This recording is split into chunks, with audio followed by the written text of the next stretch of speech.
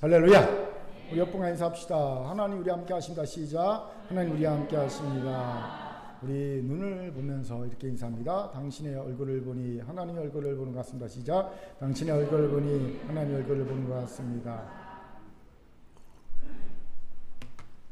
다 저를 주목해 주시기 바랍니다. 몇 년 전에 큰 인기를 끌었던 영상 하나가 있습니다.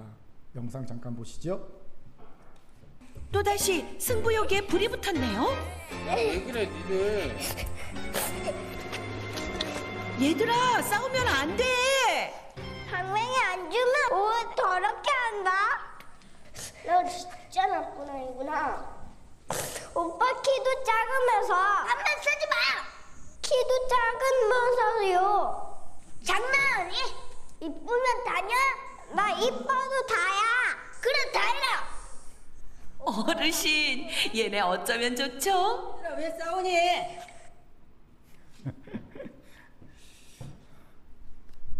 1부 때는 막 웃었는데 2부 때는 역시 감정이 조금 그래요.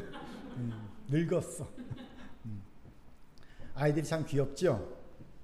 그런데 세상을 살아보니 진짜 이쁘면 다라는 말이 꽤 설득력이 있다는 것을 알겠더라고요. 지금은 60세가 넘어서 그냥 평범한 아줌마가 되었지만 한때 한 미모였던 나종미 목사 둘째 누님이 제가 이런 말을 한 적이 있습니다. 한국에서는 예쁘면 살기 꽤 편리하다고. 관공서 일 볼 때도 편리하고요. 심지어 학교 공부할 때도 편리합니다. 신학교에서 공부할 때 남자 전도사들이 그냥 막 그 족보를 갖고 옵니다. 이거 갖다 보시라고. 도움을 청하지도 않았는데 족보 갖다 주고요. 막 도와줍니다. 굉장히 친절했어요. 이 말에 공감하는 척 하지 마십시오. 공감하지 못하는 분들이 상당할 줄 압니다. 제가 이해합니다. 그런데 사실 이쁘면 다라는 말은 좀 질투하고 그래 너 그냥 잘났다 한마디 하고 넘어가면 그뿐입니다. 하지만 쉽게 무엇하면 다라는 말이 용납돼서는 안 되는 것이 있습니다. 그 무엇이 무엇일까요? 바로 은혜입니다. 그렇습니다. 은혜면 다야 라는 말을 쉽게 용납돼서는 안 되는 말입니다. 왜입니까? 자칫 은혜 만능주의에 빠져버리면 그의 구원을 장담할 수 없기 때문이지요. 은혜 만능주의가 뭘까요? 제가 생각하는 은혜 만능주의는 간단합니다. 꽁 잡는 게 매라는 식으로 은혜만 받을 수 있다면 다 용납된다는 식의 바로 은혜 만능주의입니다. 한때 조영기 목사를 위시한 은혜파들이 주창했고요. 여전히 지금도 강력한 힘을 발휘하고 있는 것이 은혜 만능주의죠. 제가 직접 조영기 목사의 설교를 통해 들은 이야기입니다. 다른 교단 사람들이 여도 순복음교회 예배를 참여해놓고 이런 얘기를 한답니다. 예배가 무슨 도떼기 시장 같다. 비판의 소리를 한 거죠. 그래서 이렇게 조영기 목사가 대답합니다. 도떼기 시장 같아도 하나님을 만나고 은혜만 받으면 되는 것 아닙니까? 그러면서 그런 비판을 했던 이들을 깔아뭉기더라고요. 저도 같이 웃으면서 그런 한심한 이야기를 했던 이들을 비웃었던 경험이 있습니다. 그런데 오랜 시간이 지나 그때를 돌아보니 조영기 목사의 그 말이 얼마나 큰 오류를 가진 말이었는지를 알겠더라는 거지요. 어떤 오류입니까? 먼저 그 말을 듣는 성도들에게 은혜만 받을 수 있으면 뭐든 해도 된다는 식으로 오해를 불러일으킬 소지가 다분하다는 겁니다. 예를 들어 은혜만 받을 수 있다면 고래고래 소리를 높여 기도하면서 옆 지체의 예배를 방해도 되고 내가 은혜 받을는데 내가 고래고래 소리 지면서 옆 지체들을 막 방해해도 기도 못하게 해도 내가 은혜만 받으면 되는 거 아닙니까? 은혜만 받을 수 있다면 새치기에서 앞자리에 앉아도 되고 은혜만 받을 수 있다면 새치기에서 내가 먼저 앞에 가서 머리를 안 숙이도 아니고 뒤밀어도 되고 은혜만 받을 수 있다면 앞자리 앉기 위해서 주차장에서 불법 주차해 놓고 막 뛰어가서 앞자리에서 되고 이런 식으로 오해할 수 있게 한다는 거예요. 실제로 그렇고요. 한국교회 만연한 은혜 만능주의의 폐해입니다. 두 번째 오류는 은혜를 마치 신앙생활의 최종 목적으로 착각하게 한다는 거죠. 즉 은혜만 받으면 신앙에서 완성되는 줄 착각하게 한 겁니다. 아닙니다, 여러분. 은혜는 신앙생활의 최종 목표가 아닙니다. 대신 은혜는 신앙생활을 제대로 시작하게 하는 힘입니다. 즉 은혜를 받을 때 우리는 비로소 신앙생활이 스타트되는 거예요. 시작되는 겁니다. 그렇기에 은혜를 받는 것도 중요하지만 은혜를 받은 후가 훨씬 더 중요합니다. 그런데 은혜 만능주의는요, 은혜를 받는 것에만 강조점을 두고 그 후의 삶에는 별 관심이 없죠. 무관심합니다. 그러니 은혜를 받았다는 이들이 일탈행위를 하면서 한국교회를 욕먹이는 거예요. 저기 은혜 받았는데? 그런데 보니까 은혜 받은 후의 삶이 영 엉망인 거지요. 세 번째 오류는 은혜를 형통과 세상적인 복으로 축소 왜곡했다는 겁니다. 은혜 만능주의자들이 주장하는 은혜를 보면 안타깝게도 은혜가 곧 형통이요 세상적인 복임을 쉽게 알 수 있어요. 그리고 이런 오해는 여전히 한국교회 성도들 내리에 깊이 박혀있는 것임을 봅니다. 착각이죠. 지금도 은혜를 받았다는 이들 보면 거의 대부분 하늘이 형통하고 물질회복, 건강회복, 가정회복 이런 세상적인 복을 받았다는 의미로 은혜를 생각합니다. 은혜 받았어. 일이 잘 됐어. 취업했어. 승진했어. 결혼했어. 건강 회복했어. 뭐 이런 식이지요.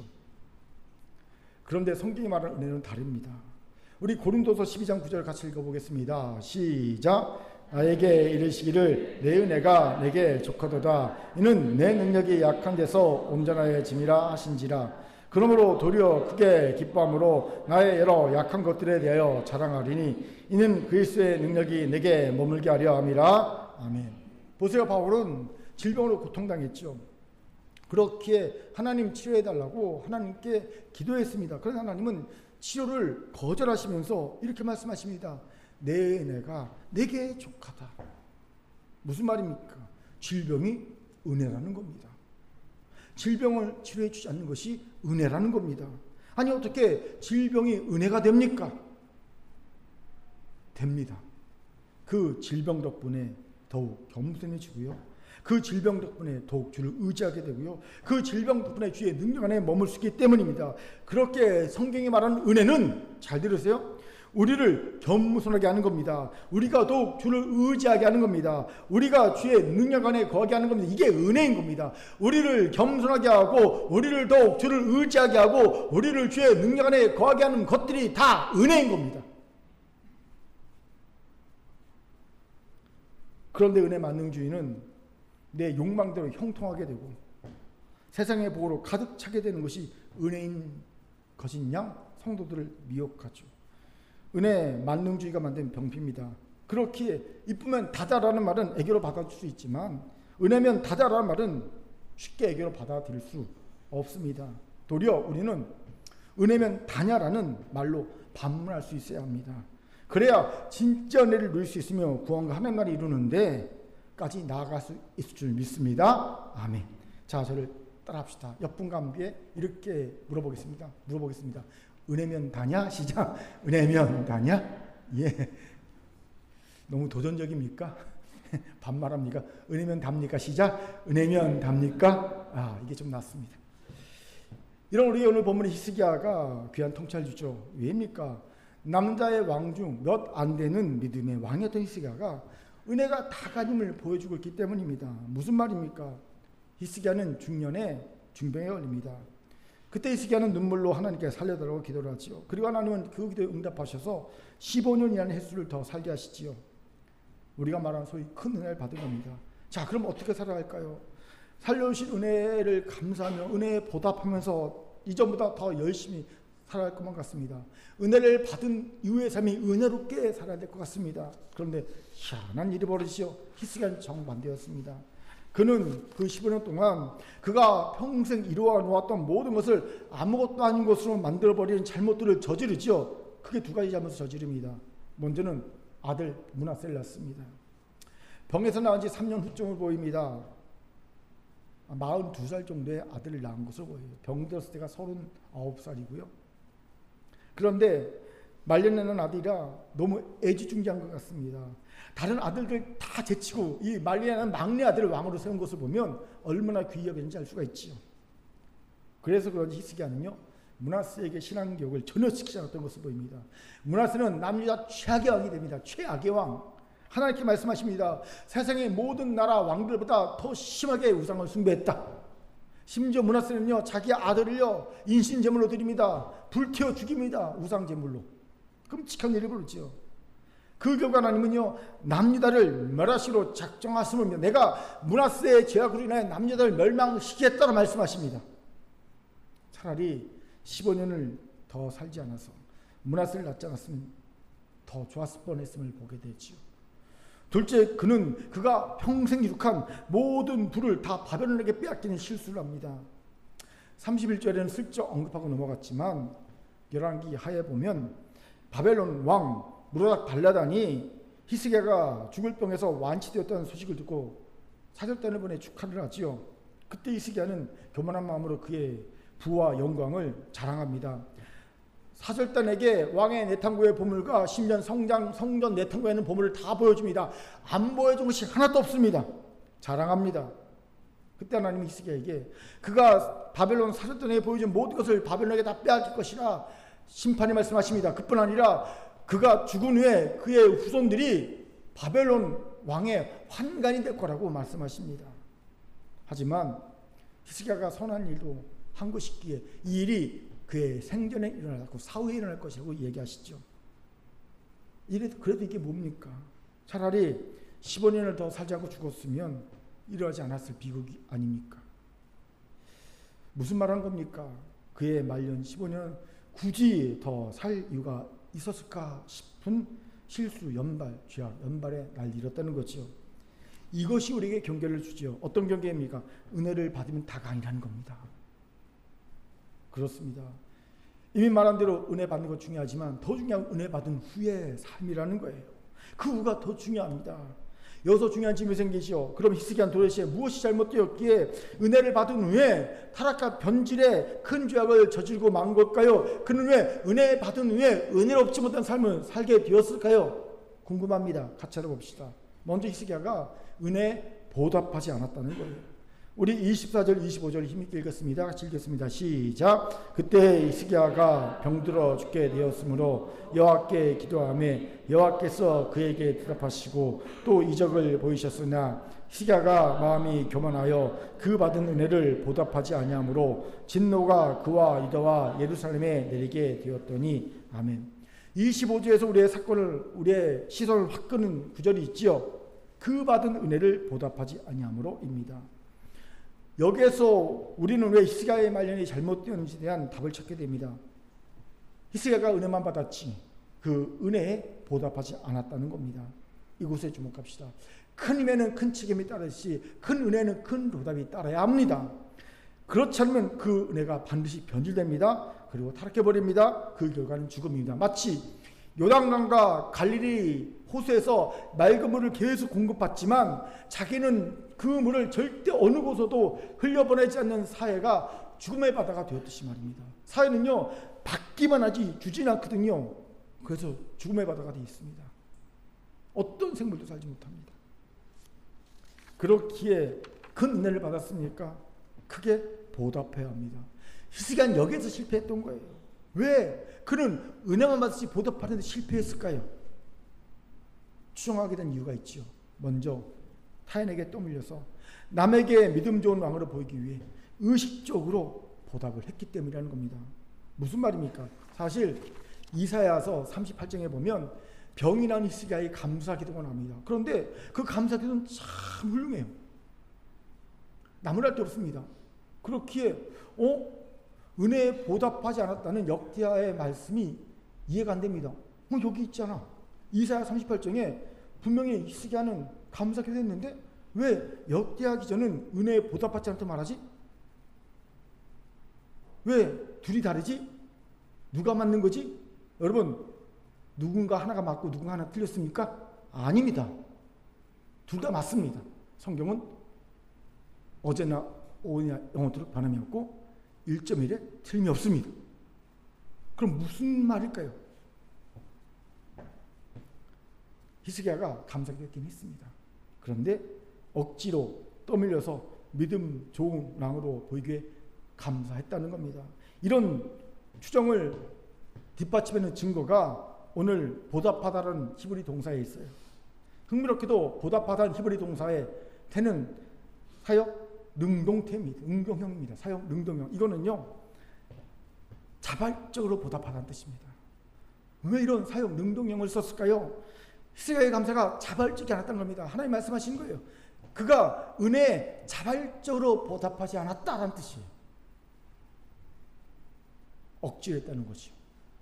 어쩌면 히스기야는 15년이라는 생명의 연장이 흡족하지 않았을지 모릅니다. 이때 히스기야 나이가 39살로 추정되지요. 그러니 15년을 더해봐야 54살이 아닙니까? 아직 꿈 많은 나이입니다. 물론 저는 20대 때 54살 할아버지로 봤습니다. 그런데 지금 보니까 진짜 꿈 많은 나이더라고요. 54살. 예. 그 당시에 사람들의 수명에 비하면 단명이라고 말할 수 없습니다. 하지만 모세 다윗 등가 보면요, 이건 그리 많은 나이가 아니지요. 이러니 급적하지 않을 수 있습니다. 아니, 하나님 주시려면 좀 100세 이렇게 주시지, 그것 15년이 뭡니까? 54살이 뭡니까? 이런 마음이 들 수 있지 않았겠습니까? 이러니 믿음 좋은 왕으로 계속 인식되긴 하겠지만 흡족하지 않으니 감사 기도를 하진 하지만 억지로 했다는 겁니다. 자발적으로 하지 않았다는 거죠. 이것을 엽기야 기자는 정확하게 지적하고 있는 거예요. 그런데 이런 경우는 우리에게도 흔히 보이는 모습이기도 하지요. 분명 은혜를 받았습니다. 그런데 자발적으로 은혜에 보답하지 않은 성도들 봅니다. 억지로 등 떠밀려 감사하는 모습을 봅니다. 왜인가 보면 대부분 그 은혜가 은혜긴 은혜인데 자기 기준에 흡족하지 않은 거예요. 뭔가 모자라 보이는 겁니다. 이런 성도를 볼 때 예전에 성전에 모든 남목사는요, 하나님께 이렇게 기도할 뻔했습니다. 절대 안 했어요. 할 뻔했죠. 하나님 주신 은혜 확 빼앗아 주십시오. 이렇게 기도할 뻔했습니다. 근데 한 번도 그렇게 기도하진 않았어요. 근데 요즘은요, 성지제가 좀 좋아졌어요. 이렇게 기도합니다. 하나님, 저가 주신 은혜가 얼마나 귀한 줄 알게 하여 주옵소서. 그 은혜가 자신에게 족한 은혜인 줄 알게 하여 주옵소서. 이렇게 기도합니다. 왜요? 하나님이 흡족하지 않은 은혜를 주실 리가 있겠습니까? 여러분, 왜 하나님이 그가 보기에 흡족하지 않은 주신지 아십니까? 그 은혜를 그가 원하는 대로 주면 그 은혜가 도리어 독이 되고 화가 되기 때문입니다. 죽이는 것이 되기 때문에 안 주신 거예요. 중국에서 나환자 사역으로 열심히 하는 명로봉 목사님이라는 분이 계셨어요. 나환자촌에서 정말 애쓰며 나환자를 돌보는 분이 계셨어요. 방주교회 박보영 목사를 보니까 너무 귀한 분이야. 그래서 이분을 한국에 데려다가 잘 섬겨서 세워줘야 되겠다. 이런 분은 정말 귀한 중이니까 세워줘야 된다고 기도했어요. 그런데 성령께서 하지마! 막으시는 거예요. 왜요? 뭐라고 했더니 하나님이 이런 말씀을 주셨대요. 그는 진흙 속의 진주다.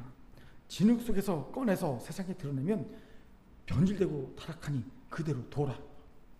그렇기에 명로봉 목사를 한국에 데려와다 세우지도 못했고요. 심지어는 그가 뭔가 도움을 청해도 하나도 도와주지 못했던 겁니다. 다른 교회는요, 막 도움 청하면 다 도와주면서도 정말로 너무 귀한 목사님, 그 목사님 못 도와줬다는 겁니다. 심지어 목사님 차가 없어요. 차가 없으면 중국에서 사용 못 하잖아요. 그래서 차를 사주려고 하면 안 돼. 하나님을 의지하게 해야지. 안 돼. 다 막으셨다는 겁니다. 너무 답답했대요. 힘들었대요. 그런데 힘들게 나환자를 섬기던 명로봉 목사가 제안 하나 받습니다.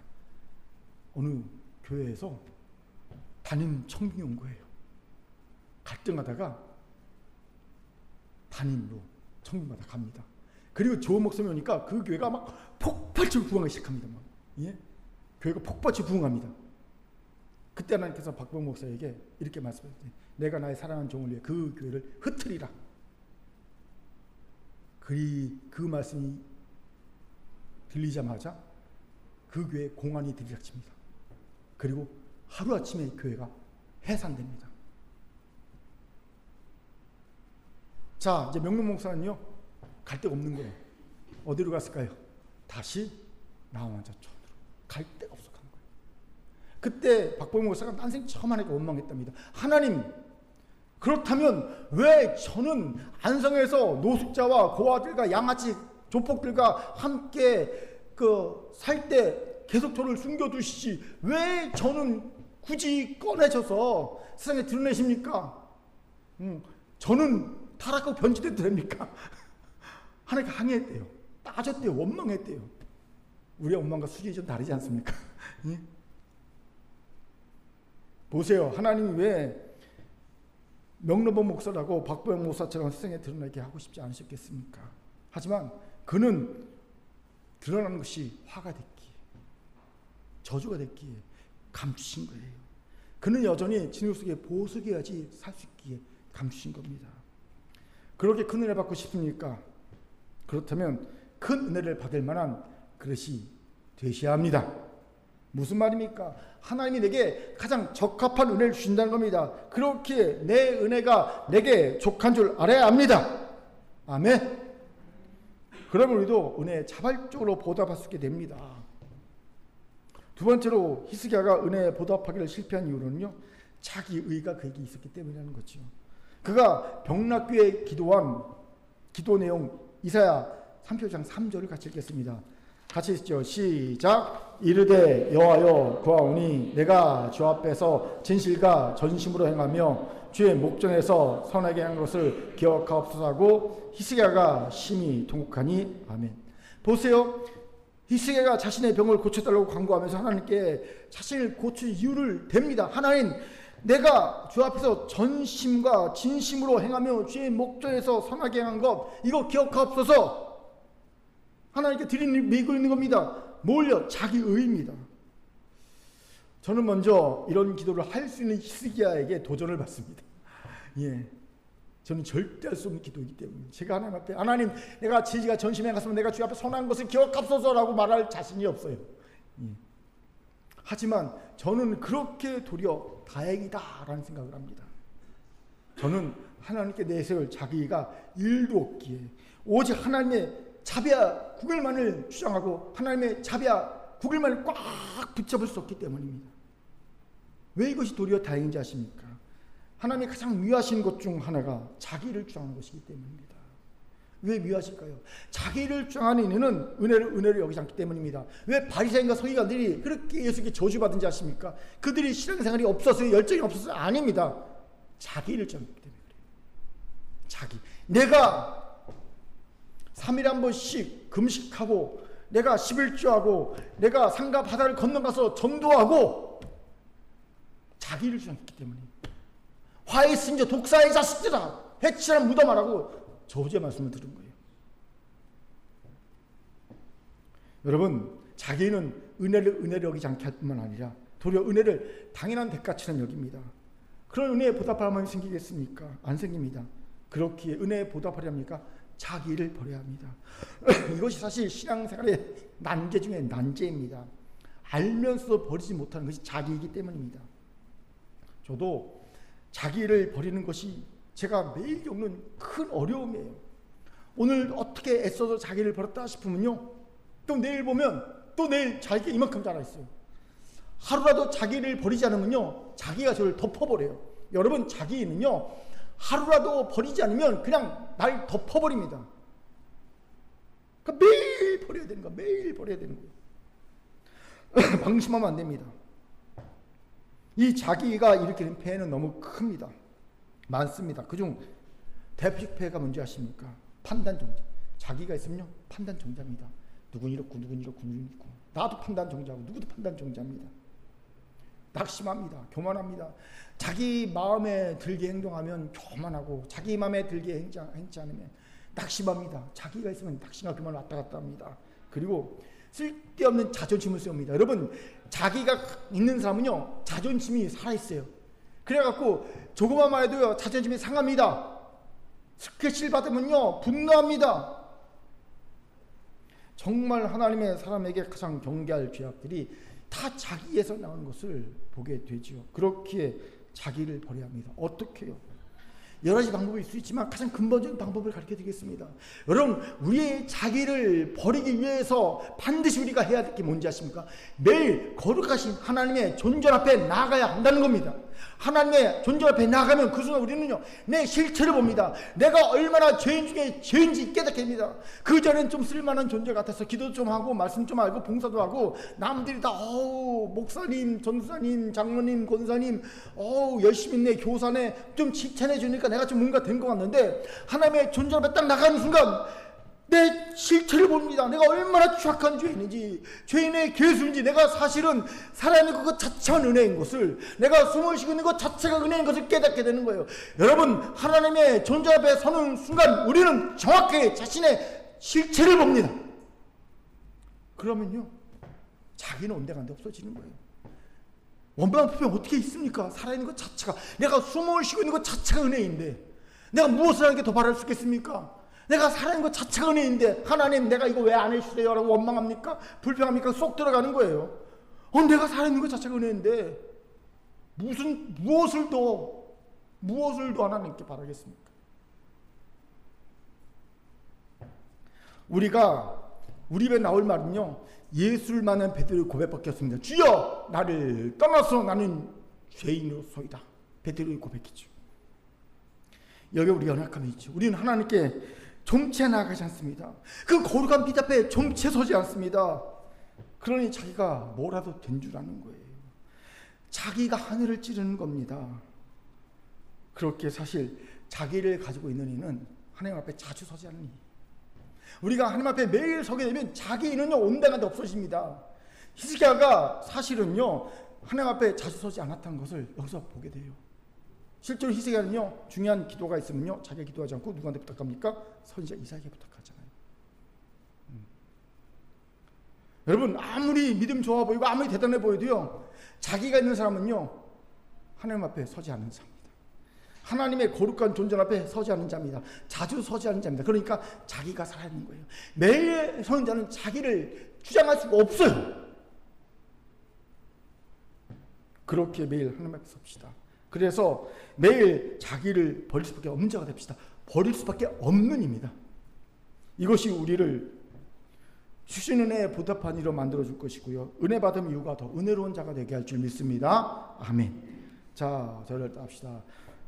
주신 은혜가 족한 줄도 알고 자기도 버림으로 은혜 보답합시다. 자기도 버림으로 은혜 보답합시다. 아멘. 두 번째로 은혜를 받은 후에 도리어 타락하고 변질된 이유로 히스기야가 교만해졌기 때문이라는 겁니다.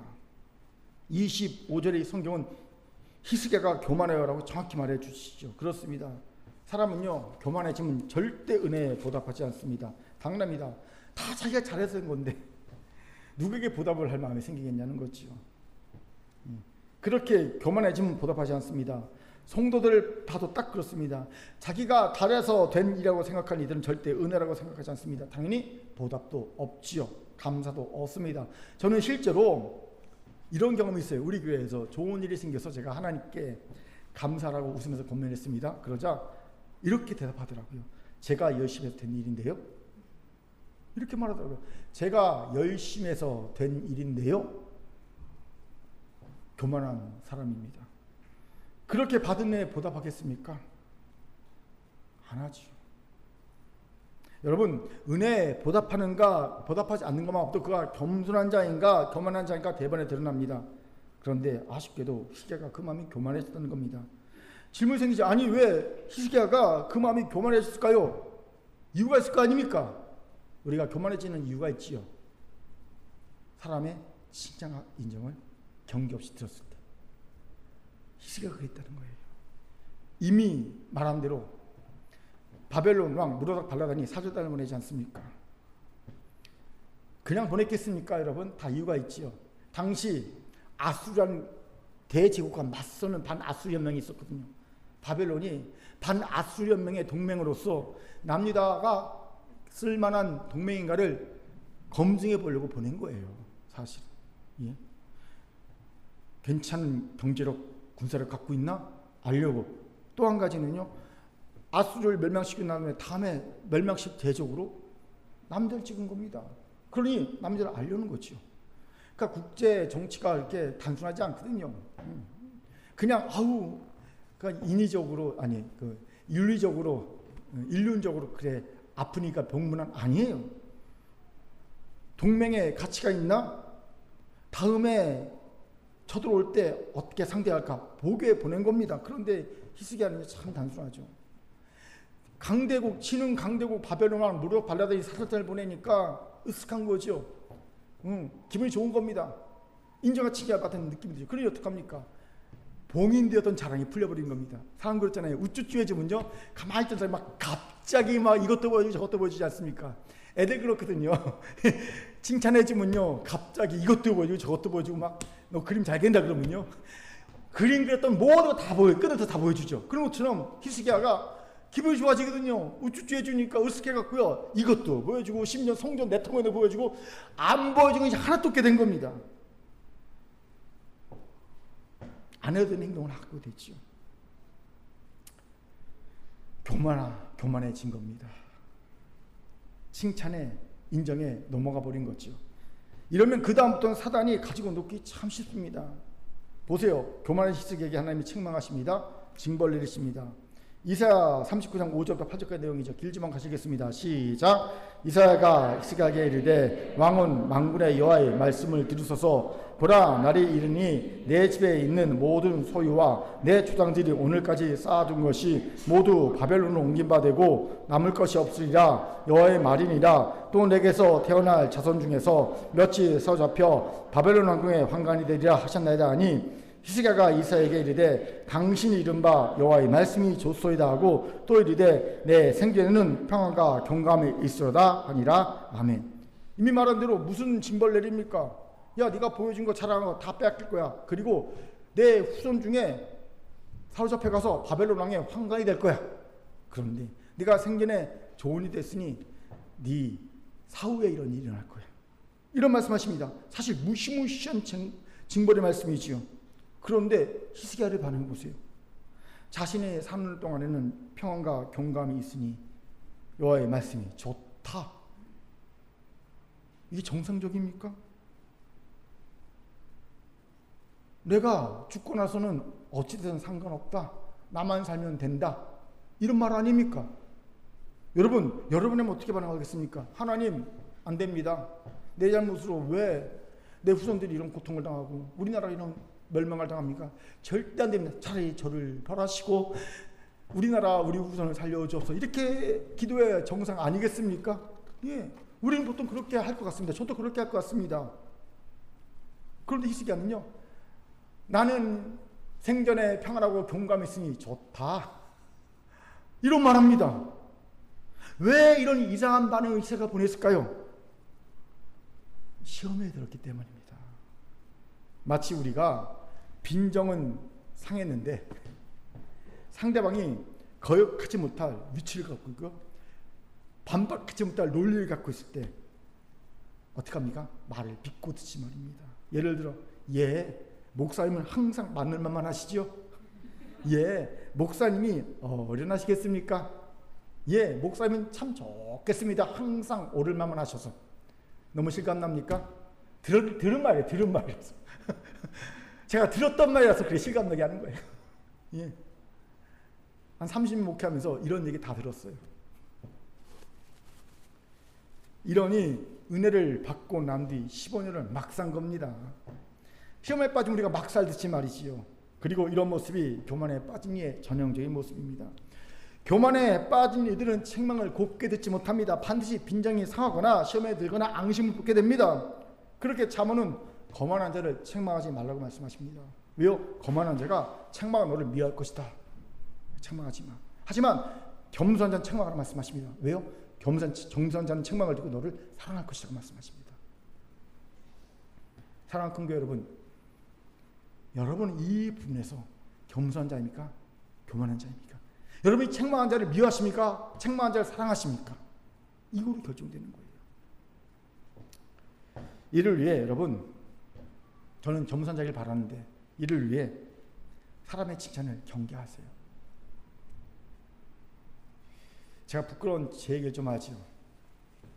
제가 여러분 잘 모르시겠지만 30, 40대 정말 창공을 날 때가 있었습니다.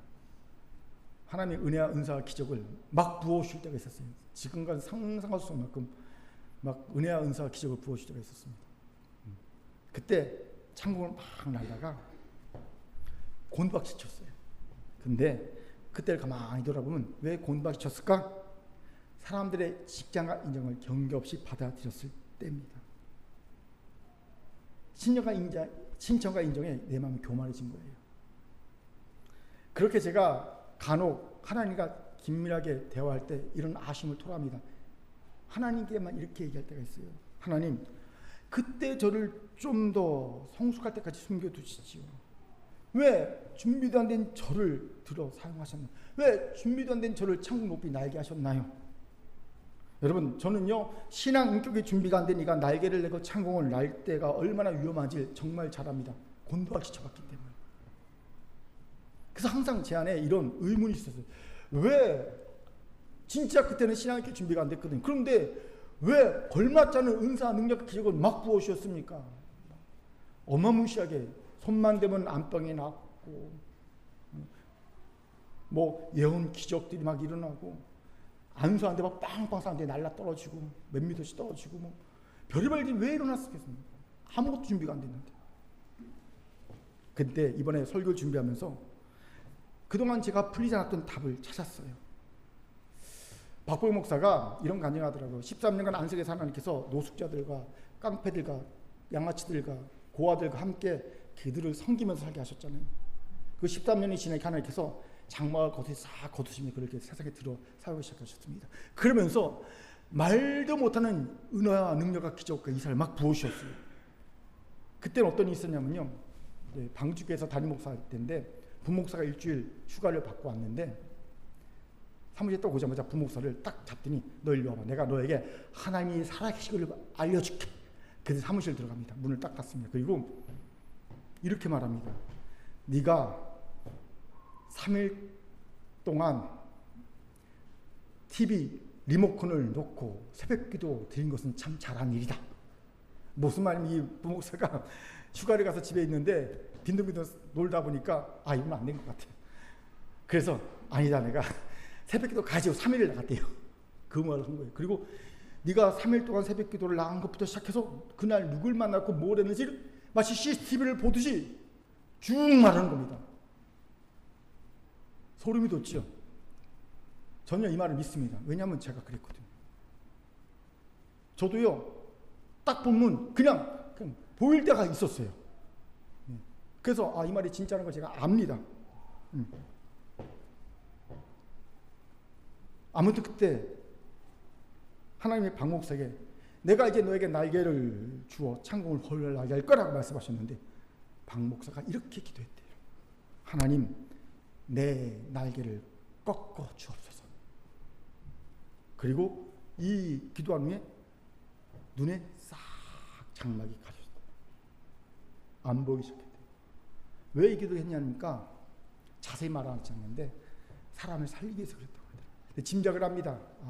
누구를 살리기 위해서 이런 게 되는지는 알겠어요. 그동안 얘기를 간증을 쭉 들어봤더니 알겠어요. 대강 짐작합니다.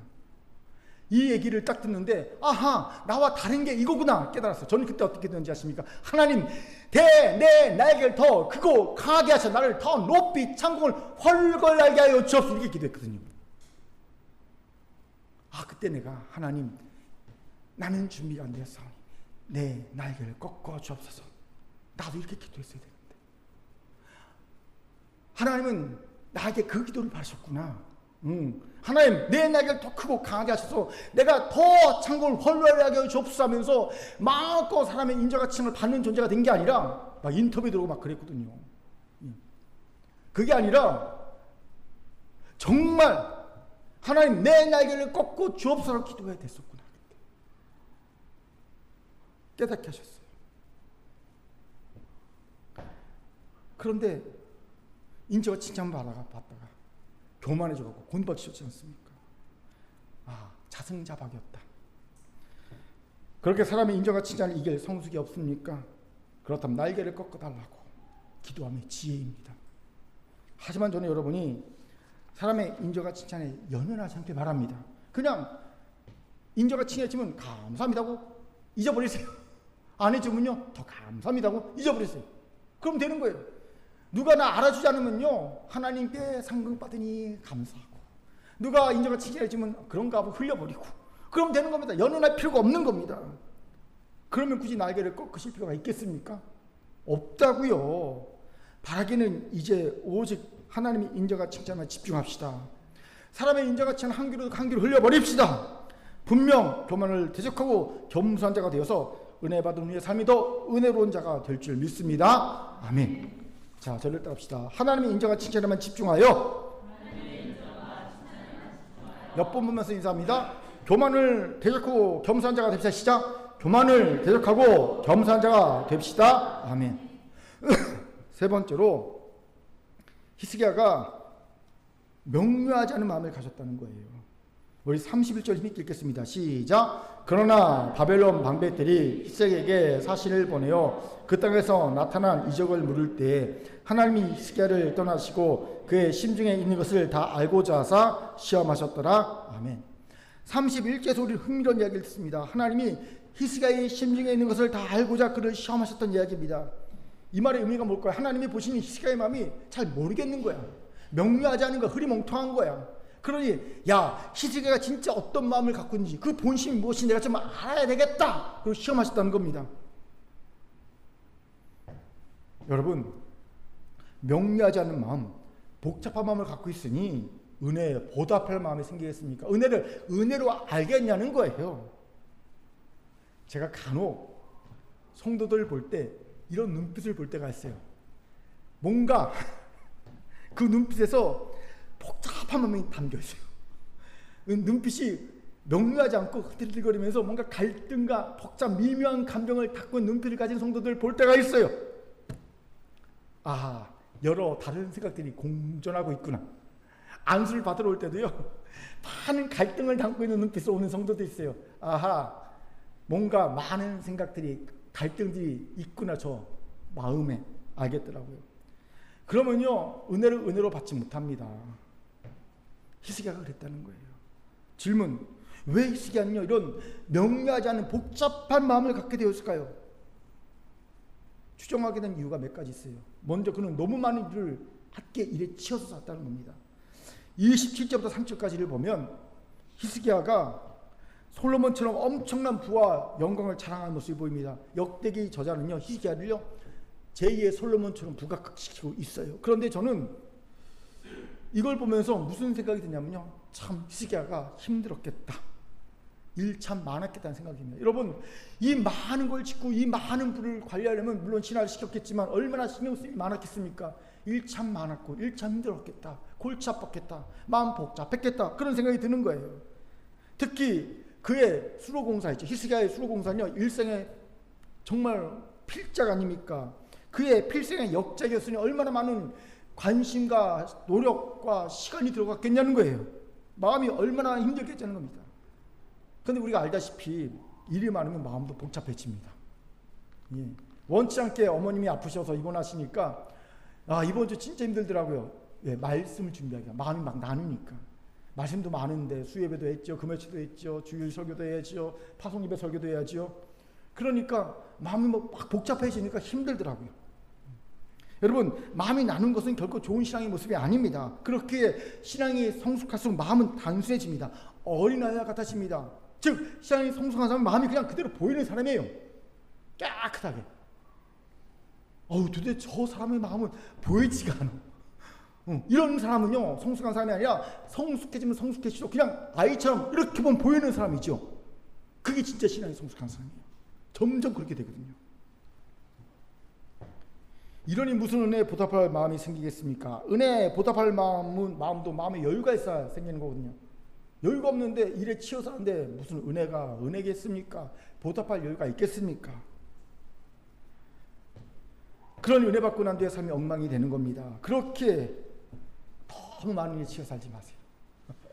여러분, 다시 말씀드립니다. 일 너무 많이 하려고 하지 마세요. 지혜로운 삶의 일을 벌리는 삶이야, 줄이는 삶이에요. 예, 일을 줄이는 삶이에요. 단순화시킨 사람입니다. 똑똑한 시연은요 공경을 단순화시키죠. 단순화시키는 겁니다. 저도 그럴 생각이고 우리 큰 교회도 그렇게 변화시킬 생각입니다. 이미 말했습니다. 우리 큰 교회는 뭐에 집중한다고요? 사랑! 이 하나에 집중하겠다. 다른 것 안 하고 사랑에만 집중하겠다. 그렇게 기도할 겁니다. 여러분도 기도해 주시기 바랍니다. 아멘. 두 번째로 히스기야가 명료하지 않은 복잡한 마음을 가진 이유는요, 그가 하나님이 기뻐하지 않는 일을 알면서 강행했기 때문이라는 거예요. 우리 이사 20장 12절 같이 읽겠습니다. 시작. 너희가 또 옛 못에 물을 위하여 두 성벽 사이에 저수지를 만들었느니라. 그러나 너희가 이를 행하신 일을 앙망하지 아니하였고 이 일을 예적부터 경영하신 일을 공경하지 아니하니라. 아멘. 이사 20장 11절은요, 히스기야 필생의 역작인 수로공사를 비난하시는 말씀이에요. 이사야가 말하는 겁니다. 이거 하나님 앙망하지 않는, 경영하지 않는 결과야. 하지마! 라고 말하고 있는 거예요. 그런데 히스기야가 이 말씀을 어떻게 합니까? 30절 보니까 완공합니다. 즉 하나님이 기뻐하시 않는 일이란 걸 듣고도 끝까지 강행했다는 겁니다. 아, 이건 내 필생의 역작인데 하나님이 아무리 싫어하셔도 할 거예요. 해버린 거예요. 이러니 그 마음이 명료하지 않고요, 복잡하지 않겠냐는 거죠. 우리가 다 경험한 일 아닙니까? 이거 하나님이 기뻐하시는 일인데 알면서 행하면요, 그 마음이 복잡해지죠. 반대로 하나님이 기뻐하실만 하면요, 그 마음이 아주 단순 명료해집니다. 이러니 히스기야면 얼마나 복잡하겠습니까? 갈등이 많았겠습니까? 이러니 은혜로 누리겠습니까? 어림도 없죠. 이것에 주목합시다. 하나님의 은혜로 누리면서 은혜 받고 난 뒤에 삶이 더 은혜롭게 올라갑니까? 그렇다면 하나님이 기뻐하시지 않는 일을 하지 마세요. 하나님이 기뻐하실 일만 하시기 바랍니다. 목맨 소리가 나오죠. 목사님 어떻게 하나님이 기뻐하시면 삽니까? 그럼 우리 죽습니다. 목사님 현실을 몰라도 너무 우립니다. 맞아요. 우리가 하나님이 기뻐하실 만 하면요, 사실 현실에서 살기 어려워요. 제가 종종 하는 말이 있죠. 말씀대로만 살면 예수님 좀 3년만 살다 죽을 거라고. 그게 현실이에요. 그런데 아십시오, 예전에는요, 그러니 적당히 사십시오라는 말을 했어요. 설교 때 사실은. 알아서 하십시오 그랬어요. 그런데 이제 분명히 제가 확고하게 말씀드립니다. 그 좁은 길로 가야 생명이 있습니다. 그 좁은 길 끝에 예수가 계십니다. 이런 삶이 바울이 말하는 믿음으로 의롭다 해결 받는 삶입니다. 바울이 가장 큰 은혜가 뭡니까? 구원의 은혜 아닙니까? 믿음으로 값없이 의롭다 하심을 여겨주는 은혜 아닙니까? 그 은혜를 받은 성도에게 말합니다. 이제 네가 그런 은혜를 받았으니 이렇게 살아라. 로마서 12장 1절 2절 같이 읽겠습니다. 시작. 그러므로 형제들아, 내가 하나님의 모든 자비하심으로 너희를 권하노니 너희 몸을 하나님이 기뻐하시는 거룩한 산 제물로 드리라. 이는 너희가 드릴 영적 예배니라. 너희는 이 세대를 본받지 말고 오직 마음을 새롭게 함으로 변화를 받아 하나님의 선하시고 기뻐하시고 온전하신 뜻이 무엇이지 분별하도록 하라. 그렇습니다. 우리가 진정으로 가장 큰 은혜, 구원의 은혜를 받았다면 이제 당연히 우리는 하나님의 선하시고 기뻐하시고 온전한 뜻이 무엇이 분별해야 합니다. 오해하지 마십시오. 착각하지 마십시오. 분별하라니까 그래 분별하면 되겠지. 아니요. 그래서 분별하다는 말로 번역된 히브리어는 돕기마저입니다. 이 돕기마저는요, 검사하다, 시험하다는 뜻입니다. 무슨 말입니까? 저것이 하나님의 선하고 기뻐하시고 온전한 뜻인지 매일마다 시험하고 매일마다 증거해 보라는 겁니다. 분별해 보라는 겁니다. 검사해 보라는 겁니다. 즉 말만 하지 말고 생각만 하지 말고 행동으로 옮겨서 시험과 검사해 보라는 겁니다. 그렇습니다. 하나님의 선하시고 기뻐하시고 온전한 뜻을 우리가 어찌 단박에 알 수 있겠습니까? 우리같이 어리석은 인간이 어떻게 이게 하나님의 뜻이야 정확히 알겠습니까? 모르죠. 그러니까 우리가 예수 그리스도를 통해서 새롭게 창조된 마음으로, 회개함으로 새롭게 창조된 마음을 가지고 이게 하나님의 선하시고 기뻐하시고 온전한 뜻인지 매일 시험하고 검사해보는 겁니다. 그리고 시험 검사를 결과를 보고 좀 틀렸네? 다시 수정하고 다시 시험하고 검사하고, 마치 과학도가 시험하고 매일 시험하고 시험 결과지 보고 다시 또 다른 시험에서 또 시험하고 하듯이 매일 그렇게 시험하고 검사하면서 가장 근접하게 선하고 기뻐하시고 온전한 뜻 가운데 계속 나아가는 겁니다. 그러면 우리의 생각이 점점점 명료해질 겁니다. 저는 우리 큰교회가 이런 교회이길 바랍니다. 우리는 계속 하나님의 선하시고 기뻐하시고 온전한 뜻이 무엇인지 시험해 나갈 겁니다. 검사해 나갈 겁니다. 그래서 점점 그 뜻에 가까워질 겁니다. 돌아보니까 너무 감사하게 지난 20년간 그랬더라고요. 지난 10년 동안 계속 하나님의 선하시고 기뻐하시고 온전한 뜻이 무엇인지 이것이 저것이 계속 시험했고 검사했고요. 그리고 이거 좀 틀렸네? 이렇게 수정하면 되겠다. 계속 수정을 가해왔습니다. 그리고 드디어 하나의 결과 답을 얻었어요. 사랑이다. 여러분, 기독교는 사랑이다. 이건요 고의 윤리 교과서에 나오는 문제입니다. 명제입니다. 기독교는 사랑이다. 그런데 지난 17년 동안 헤매고 매일 시험하고 검사하면서 결국 얻은 답이 사랑이었어요. 그때의 사랑과 지금의 사랑은 무게가 다릅니다. 느낌이 다릅니다. 너무 감사하게 이걸 얻었어요. 우리 이렇게 계속 하나님의 뜻에 가까워지는 교회와 성도가 됩시다. 그럼 우리의 생각이 점점 명료해질 겁니다. 우리는 점점 더 어린아이 같이 될 겁니다. 그리고 우리는 모두 시편 131편의 2절의 시인의 고백같이 그런 놀라운 고백한 자가 될 겁니다. 같이 읽겠습니다. 시작. 실로 내가 내 영혼으로 고요하고 평온하게 하기를 젖된 아이가 그의 어머니 품에 있음 같게 하였나니 내 영혼이 젖된 아이와 같도다.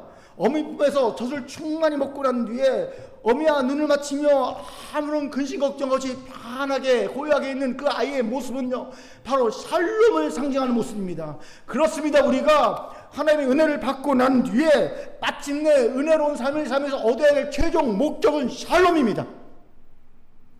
저는 이 샬롬을 얻을 때 비로소 우리가 은혜 받은 후에 은혜로운 삶을 살았다는 증거가 될 줄 믿습니다. 이 샬롬 얻읍시다. 아멘. 자, 저를 따릅시다. 젖된 아이와 같은 명료한 마음. 몇 번간 인사합시다. 샬롬 얻읍시다. 샬롬을 얻읍시다. 아멘. 이제 말씀 마치죠. 사실 은혜면 다야라는 도발적 질문에 은혜면 다야라고 말해야 정상입니다. 이게 당연한 겁니다. 왜요? 그만큼 하나님이 주신 은혜는 대단하기 때문입니다. 은혜의 본질이 뭡니까? 예수 그리스도의 십자가 사랑 아닙니까? 십자가 희생 아닙니까? 여러분, 예수 그리스도의 십자가 사랑만큼 대단한 게 어디 있습니까? 어마어마한 게 어디 있습니까? 그렇기에 은혜면 다냐? 은혜면 다다라고 말해야 정상입니다. 그런데 지금 현실은요, 은혜면 다다라고 말하면 안 돼요. 큰일 납니다. 왜요? 은혜 받은 의미 뒤에 삶이 엉망인 일이 너무 많기 때문입니다. 은혜 만능주의에 빠져서 은혜 받고 난 뒤에 삶이 너무 엉망인 일이 너무 많기 때문입니다. 안타까운 현실이죠. 그렇게 이제 은혜 받고 난 뒤에 삶이 더 은혜로운 정상이 되게 해야 합니다. 특히 우리 큰 교회는 더 그래야 합니다. 매년 그래야듯이 지난 8월 1일부터 3일까지 하나님께서 전교인 여름수련을 통해 큰 은혜를 또 부어주셨죠. 야곱의 네 번째 아들 유다를 통해 회개하는 자 유다, 회개력의 은혜를 주셨습니다. 우리를 회개한 자가 되게 하셔서 회개의 큰 복과 그 하나님의 놀라운 영광을 우리에게 보여주셨습니다. 은혜 받은 자입니다. 그렇다면 이제 우리가 은혜 받은 자의 삶이 더 은혜롭다는 이 정상적인 삶을 회복하는 걸 보여줘야 됩니다. 우리의 사명이죠. 그래서 은혜면 다야 라는 도발적 질문에 은혜면 다야. 따봐. 은혜 받고 이렇게 변했잖아. 은혜 받고 내 삶이 변했고 내 마음이 변했고 내 모든 게 다 변했죠. 은혜면 다야. 이렇게 말할 수 있어야 합니다. 이를 위해 오늘 말씀처럼 우리 은혜에 자발적으로 보답합시다. 이를 위해 주신 은혜도 족한 줄로 합시다. 하나님 앞에 자주 나아가 자기를 버립시다. 두 번째, 교만을 버리고 겸손해집시다. 이를 위해 사람의 인정과 칭찬을 경계하며 하나님의 인정과 칭찬만 집중합시다. 세 번째, 복잡한 마음이나 명료한 마음을 가십시다. 이제 일에 치여 살지 않게 많은 일들 정리합시다. 하나님의 선하시고 기뻐하시고 온전한 뜻만 분별하여 젖된 아이가 누리는 샬롬을 누립시다. 하나님이 말씀했습니다. 아멘. 기도하겠습니다. 사랑과 자비 하나님, 우리가 너무나 큰 은혜를 받았습니다. 예수 그리스도의 십자가 구속의 은총의 은혜를 받았습니다. 그런데 은혜 받으면 다냐는 말에 우리가 말을 못합니다. 하나님 불쌍히 여기시옵소서. 이제 은혜 받으면 다다라는 이 귀한 선언이 우리의 삶을 통해 보여지게 도와주시옵소서. 은혜 받고 난 뒤의 삶이 더 은혜로운 삶 되게 하셔서 결국 샬롬 얻는 자들 다 되게 도와주옵소서. 감사드리며 예수님 이름으로 기도합니다. 아멘.